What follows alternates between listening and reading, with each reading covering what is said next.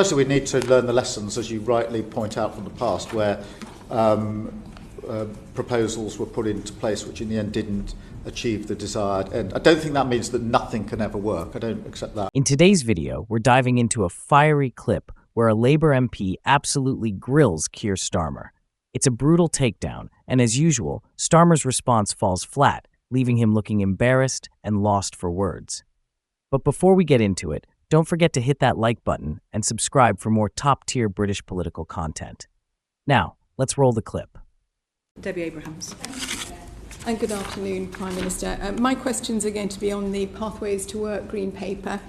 I think most people accept the need to reform our social security system, but also in terms of transforming, the need to transform our labour market to enable disabled people to flourish within it.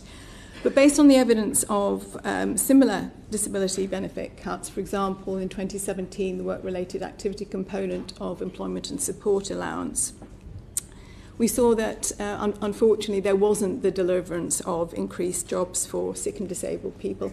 And in fact, we saw an increase in mental health issues and 28,000 sick and disabled people pushed into severe poverty. So how are we going to ensure that in terms of the reforms that are proposed in the Green Paper, that we won't push more sick and disabled people into poverty and further away from the labour market? Well, I think firstly we need to learn the lessons, as you rightly point out, from the past, where proposals were put into place which in the end didn't achieve the desired end. I don't think that means that nothing can ever work. I don't accept that for a minute. And I'm very struck by the additional number of people that are now not in work. And I do think that the measures we put in place, the right to try work, for example, I genuinely think could make a huge difference. I've seen many examples, you yourself will have as well, of people who would like to take the step into work but are worried that if they do and they fail, then they won't get the work and they won't have the benefit at the end of the exercise. I've seen pilots of this that I've gone to look at myself, where some firms have voluntarily said, we'll do a sort of right to try scheme. And to my mind, and the evidence I saw in front of me, they worked pretty well. Not every case, I would admit, but they worked pretty well. And we need to go through each of the measures with that approach, checking it against delivery. But I am convinced that some of these can make a material difference, including the right to try work and the support we're going to put to people who want to get into work. Thank you, Chair. So on top of the issue around lack of deliverability on employment outcomes, again, at international level evidence and also our own experience here of the last 10 years, we also saw that fiscal savings were not made. So given that the OBR has refused to score the supply-side effects of the Green Paper, that JRF, the Joseph and Rowntree Foundation analysis indicates that not 250,000 people, as the government estimates, will be pushed into poverty, but 400,000.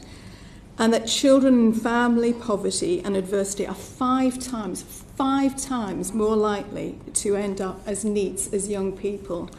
What needs to happen to ensure that the Green Paper addresses the root causes of this poverty and adversity rather than adds to them? Yeah, I mean, thank you for raising that. On the impact assessments, it is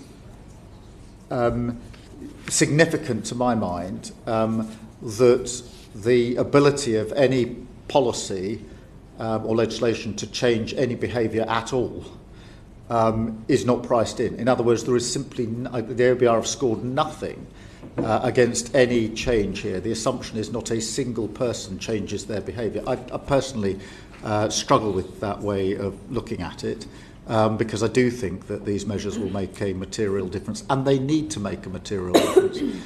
You talk about NEETs, and I'm very worried about the 1 in 8 young people who is currently not earning or learning, because there's a pattern here of young people who were caught, in my view, in a sort of COVID years, Well, can I who stop have you then there, gone Prime straight Minister? into... Can I stop you? I do apologise. I did actually mention needs. So there is new evidence that shows that it is child poverty and family adversity that are the key drivers of this. COVID does play a part, and particularly for countries like ours, countries like the US, which have a particularly bad experience of COVID. But it is, as I say, this is peer-reviewed evidence that is showing that it is poverty and family adversity that are the key drivers around this. So how are we going to make sure that we don't make that worse by pushing more families into poverty prematurely, or at all? Yeah. I think your point on the impact assessment one is very well made, Prime Minister. And again, it would. I don't know if you're aware of what impact assessments are in the pipeline, because clearly what was analysed in terms of the poverty impact assessment, we had no employment impact assessment that there are real issues. So will you now commission independent analysis to ensure that we do have robust evidence, and so the policies that we are trying to implement for all the right reasons have the effects that we want? Yeah, we have to have the right evidence base, and that is crucially important. We also have to do the work that we're committed to on child poverty and the child poverty strategy, which is proceeding because one of the achievements of the last Labour government was to reduce child poverty. And I want this Labour government to reduce child poverty as well, and that's why the strategy on child poverty is so important to us. As soon as we're able to share more details of that with you, we obviously will do so, so we can take your views into account on it. Final little one, Chair, if that's okay. Well, on that basis, Prime Minister, I absolutely agree with you that we do need to do that work. Will you commit to not implementing legislation before we have the details of those impact assessments? I think that's so important. Otherwise, potentially, we will have policy that won't work and could actually do harm. Well, as I've said, we need an evidence base, but we also need to get on with the work that we need to get on to. So I'm not going to make commitments in relation to timetabling, but I absolutely take the point you put to me. Thank you. An idea of the timetable for those announcements on child poverty? Yes, but not sort of to the date.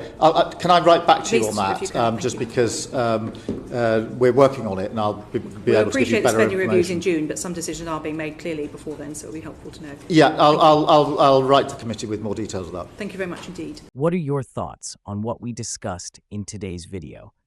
Let me know down in the comments section below, and make sure you do drop a like on this video and subscribe to the channel for more British content.